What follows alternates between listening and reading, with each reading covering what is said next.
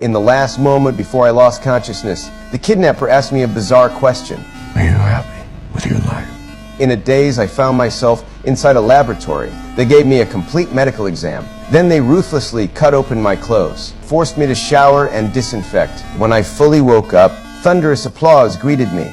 A man who looked like a boss excitedly told me something. You're the only one who has returned. What? Do you have any sense of how long you've been gone? 14 months and 10 days.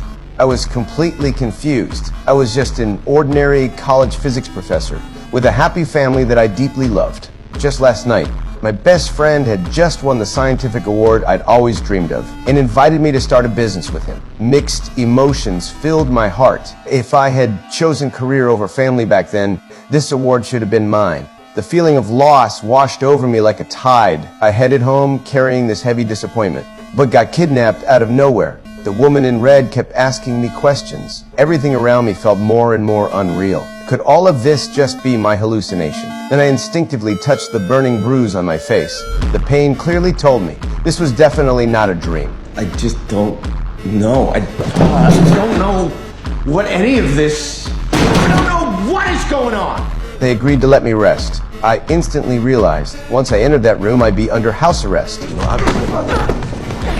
Jason? I climbed over the wall and escaped at all costs. I desperately ran through the desolate forest of the compound when familiar city views unfolded before my eyes. I breathed a sigh of relief. Fortunately, this was still the city I lived in. Home was in the district across the way. I quickly flagged down a taxi, rushed home with burning anxiety. But when I opened that familiar door, what awaited me wasn't my beloved wife, but that strange woman in red from before. How did you get in?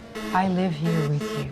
What shocked me even more, my home had completely changed. Luxury chandeliers paired with expensive furniture. This was definitely not something a poor professor could afford. I rushed upstairs, opened the door to what used to be my son's room. Before me sat prominent certificates and trophies. It was the Pavia Award, the same award my best friend had just won. But on this gleaming trophy, my name was clearly written. I grabbed the phone with trembling hands to call my wife, but was coldly told the number was wrong. Let me help you, okay?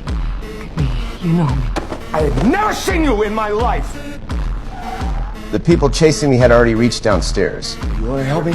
Where the fuck is my wife? You don't have a wife. No. Listen.